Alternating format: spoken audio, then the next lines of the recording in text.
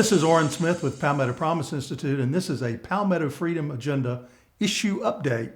The issue today, everyone's favorite, taxes.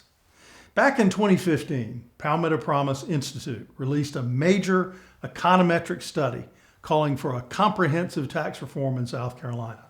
That study was unique because it proposed tax policy changes, but also used a model to predict the effect of those reforms.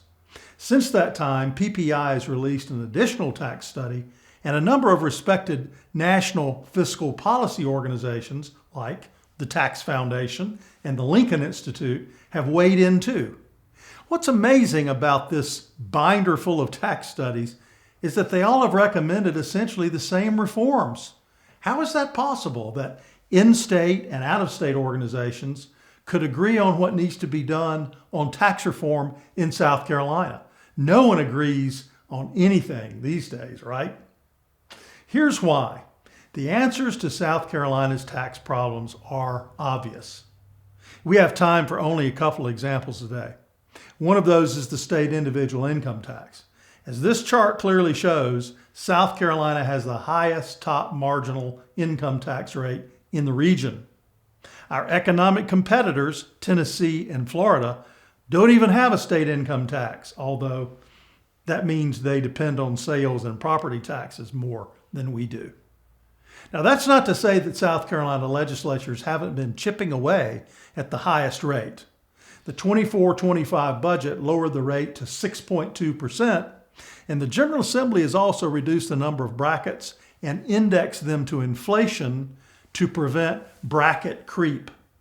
But other states are whittling down and flattening faster. So we need to keep up. Not only are individuals in South Carolina getting dinged compared to our neighbors, but businesses are as well. Right now, compared to our neighbors, businesses are hit with a high property tax, a high corporate income tax, a state capital stock tax, and the worst of all, a tort tax. That's not technically a tax, but it is the amount businesses pay for outlandish lawsuits. Businesses are closing because they can't afford the insurance. As I said at the beginning, Palmetto Promise's Freedom Agenda calls for comprehensive tax reform: income, property, sales, corporate, unemployment, and tort.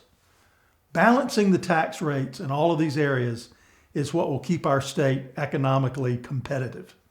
To learn more about the Freedom Agenda and to see our new tax plan and tax report, visit palmettofreedomagenda.org.